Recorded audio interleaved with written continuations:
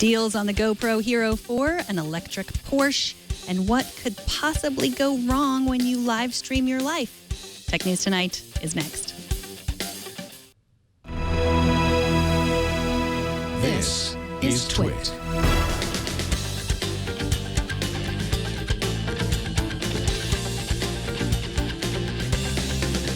This is Tech News Tonight, episode 480 for Friday, December 4th, 2015. This episode is brought to you by Epson's new EcoTank printers. With Epson's line of SuperTank all-in-one printers, you can print thousands of documents without running out of ink. EcoTank is loaded and ready to print when you are. Visit epson.com/ecotank to find out more. Welcome, I am Megan Morrone. Let's get to the tech news. Anyone who knocked over an old person on Black Friday in order to get a deal on the GoPro Hero 4 just got what was coming to them. Today, GoPro dropped the price of the newest GoPro to $199. That is half of its original $400 price. The Wall Street Journal says that even if the price cut increases sales, the move is bound to worry investors. Shares of GoPro fell to a new low today after a disappointing outlook from their key supplier, Ambarella Incorporated. We first reported the upcoming electric Porsche back in September at the Frankfurt Auto Show, and today we got some more solid news about a Tesla competitor. Porsche gave the green light to the Mission E. It's the first 100% electric Porsche, but it doesn't expect to hit showrooms until the end of 2020. The Mission E, which will have a range of 310 miles, it will charge 80% in just 15 minutes. It will charge with a lithium-ion battery, and it will hit 62 miles per hour in just 3.5 seconds. Celebrities, journalists, average people, what is the difference anymore? It is hard to tell, especially on Facebook. Today, Facebook began testing a live streaming feature that the company originally limited to celebrities and journalists only. If you are one of the lucky few non-celebrity, non-journalists to already have this feature, you can use it by tapping Update Status, then selecting the live video icon. Then just wait for something horrible to happen. I'm just kidding. Live streaming has its benefits. You can keep in touch with your family and your friends. You can participate in guerrilla journalism or cyberbullying. Well, all the rest of the good stuff. 2015 has definitely been the year for live streaming, with Meerkat bursting on the scene, followed closely by the Twitter-owned Periscope. It will be interesting to see what happens next, if this is the case of Facebook's live streaming tool adding to the field or simply crowding everyone else out. Coming up, Jason Snell is here to tell me what's wrong with the iPad Pro and a best-of list that Android fans will not want to miss. But first, this episode is brought to you by Epson. Epson's revolutionary EcoTank line of printers for home and office introduce a new age in printing. The new EcoTank ET4550 wireless all-in-one printer doesn't use ink cartridges. Instead, it features an innovative refillable ink tank. It comes with enough ink to print up to 8,500 pages, equivalent to about 50 ink cartridge sets. You are loaded and ready to print for up to 2 years. Powered by Epson's leading-edge precision core technology, it delivers high-speed, vivid colors and laser-quality black text, plus auto two-sided printing, a 30-page auto document feeder, and easy wireless printing from tablets and smartphones. All EcoTank printers deliver an unbeatable combination of convenience and value with ultra-low-cost replacement ink bottles. Now you have the freedom to print without running out of ink. Visit epson.com/ecotank today to transform the way your home, office, or work group prints.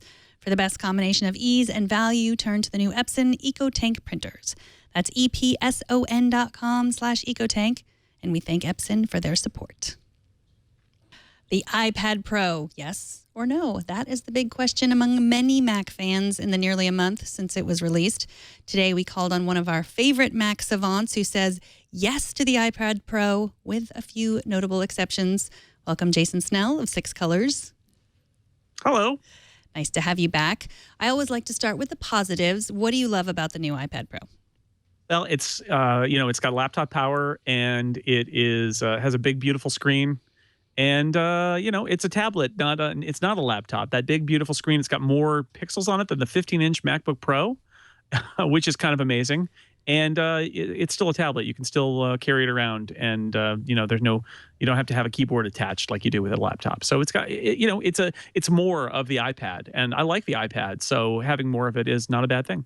Right. More is always better. What are your favorite apps that you use most often on the iPad Pro?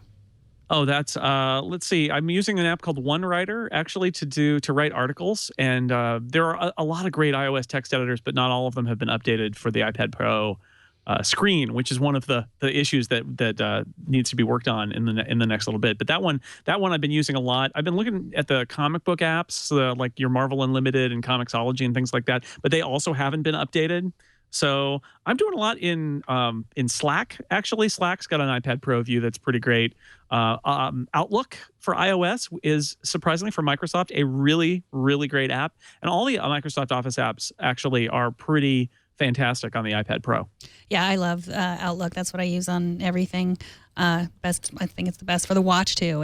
I like how it's all across the board. It's a good Gmail client too. I use Gmail for my mail, and it's a great Gmail client. It knows exactly what to do with Gmail to make it functional. And yeah, it's a really good. I don't love Outlook on the Mac, but iOS Outlook is very good. Yeah, I don't use it on the Mac either, but on the iOS devices. And I love how it integrates with the calendar. That is one of my favorite features because it's so easy. I don't know how they got it right and no one else did. So. And if you've got a keyboard attached, you can do Command 1 and you're looking at your mail, and Command 2 you're looking at your calendar, so that you can like flip back and forth just using the keyboard, which is pretty awesome. It is. So what is keeping you from replacing your iPad Air 2? I don't know. I mean, part of it is just that decision process of committing to it and saying I'm going to do it. It is big, and in certain contexts, that bigness is fantastic because it's that big screen. You can get more information on screen. But then when I wake up in the morning and I'm like checking Twitter and drinking a cup of tea before I get up, in that context, it's kind of huge, or when you're going to bed and you want to read a little bit before bed, and it's a big screen and it doesn't shrink down. It's got to be the one size, and so I'd say that's a negative about it. That's about all. In general, that's keeping me from deciding if I want to switch from the iPad Air 2. I think I will at this point. I think it's just it's too good to resist, even though it is a little awkward at times. But there are a bunch of little things that I definitely hope get better over the next, let's say, 6 months. Some of them are in Apple's hands, and some of them are not. Some of them are in the hands of third parties, I think. Right. Well, it's key to have a good keyboard if you're going to really use this as a work device. I know you reviewed the Logitech Create keyboard. I have it here. We had some of the same issues with it. The biggest one, I mean, you said it's like you have commitment issues with this because it has to stay in there. It's really hard to take in and out. And I don't know about you, but already like the plastic on mine seems to be like bending a little bit because it's just hard to pop it in and out. Have you found that? Yeah, it's not a. It is what it is, which is it like makes your iPad into a laptop. But that's the thing about the way I use my iPad is I want to use it as an iPad, and I want to pop it open and go, right? I really love being able to pick the iPad up as I'm walking by and use it as a tablet. And with the Create, you can't do that. With the Apple's keyboard cover, you can do that, or keyboard case, smart keyboard, I guess they're calling it, but it's a keyboard cover. You can do that a little bit. You just kind of have to pull it off the magnets. But the Create, that's the thing, is it's got the laptop style keyboard, which is great, but it really kind of turns your iPad into a laptop, and it's an effort to get it back out. And I don't like that. I want it to be instantly a tablet when I want it to be. Yeah, I mean, I've been folding it over, and it's not so bad because at first I thought my only option was I couldn't at first figure out how you fold it over, but I think folding it over isn't that much of a pain to use it that way. Yeah, everybody's got a different take on it. I mean, for me, it's adding a lot of weight. Even the Apple cover adds a lot of weight. Like I found myself just pulling the smart keyboard off all the time because I thought, why am I having this extra weight and thickness here and I never do that with the smart cover on my iPad Air, but on the smart keyboard, I finally was just frustrated and I would just pull it right off. So for a pro device, multitasking is also key. What improvements would you make to multitasking right now on the iPad? Well, so the multitasking seems to have been designed at Apple without a realization for how many apps were going to support it. Because the way you use multitasking is you swipe off from the side and get this what they call slide over, and then you can also pull that slide over out and turn it into what they call split view, which can be sort of a 1/3 of the screen or a half of the screen. The way you choose what app goes in there is by swiping down from the top, and you get a list that's basically based on the most recent apps that you've put over there, and it's not really tenable. That list goes on forever, and it's not very dense. It's a very tall list, so I don't like it. It's a nice feature, but that access is a mistake. And you also can't, whatever app you've got in the little sidebar, that's the app that's in the sidebar. So if you frequently use two apps together and then another pair of apps together, you can't set those apps to launch together. So if you want to, you're using an app and then you switch to another app and slide over, and then you switch to another regular app, the old slide over app comes with you, and then you have to switch to a different app and then repeat the process when you go back to your original app. It's a really great feature, and it's not surprising that it works the way it does now since it's the first time out the door for Apple, but it's very clear that they could do a lot to make this much more functional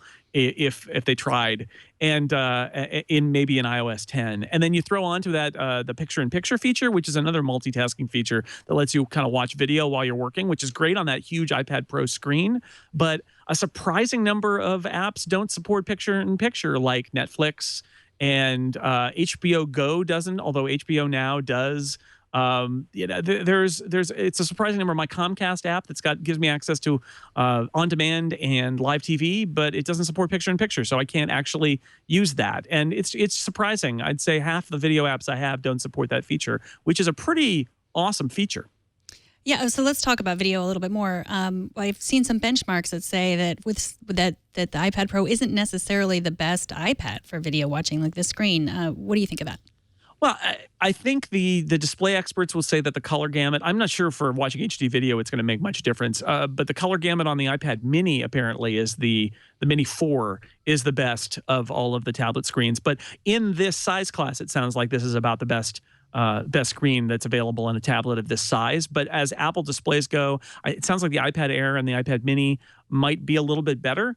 But the size is so great, and watching an HD movie on this screen with the 4 speakers too. The speakers are the best sounding iOS speakers. They're never going to replace like a really good external speaker, but for an onboard speaker, they're very good. And so the movie watching experience, you get the good stereo separation. You can dialogue is a lot clearer. It's a much better experience for that. So as a little handheld movie watching device, it's pretty awesome. The only challenge being that the iPad is committed to this.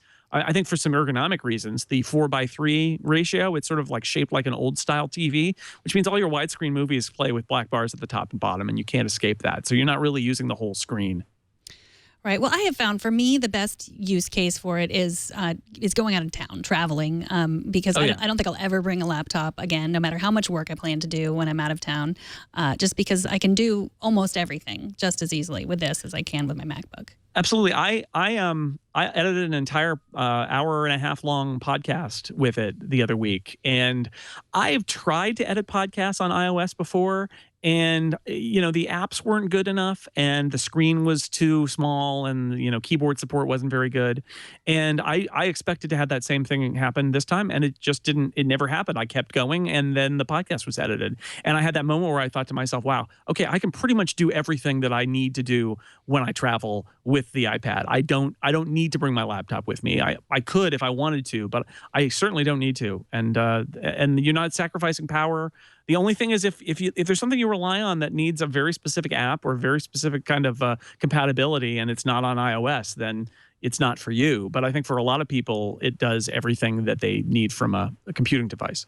So one last question. I know a lot of people, when they found out there was going to not be 3D Touch in the iPad Pro, a lot of people were complaining about that. Is that something that you miss on the iPad Pro?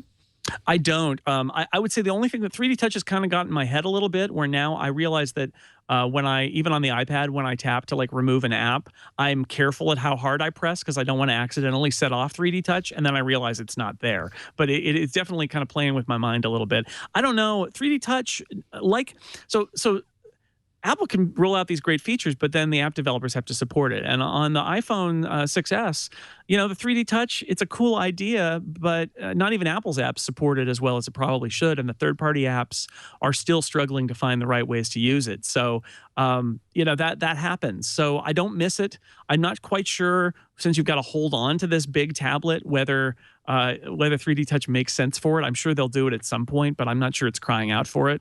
And there are, the iPad Pro has its own compatibility issues because, like when we went from the iPhone 5 to the iPhone 6, there's an upscaling display mode. So a lot of these apps that haven't been revved to support the iPad Pro appear kind of scaled up and a little bit fuzzy, and the keyboard is kind of funny. So there's a lot of upgrading that needs to happen already with the iPad Pro. To throw in 3D Touch on top of that would be it would cause more trouble, and I'm not sure. And I'm not sure anybody's going to miss it on the iPad, especially this huge iPad, just because you got to hold it. Reaching out and then doing a 3D touch. I'm not sure how many people would want to do that. Yeah, it's so thin, it almost feels like you might break it in half. Just push right through it. Well, Jason Snell, thank you so much. It is always a pleasure to have you talking Mac and Apple stuff. Jason is a writer, an editor, a podcaster.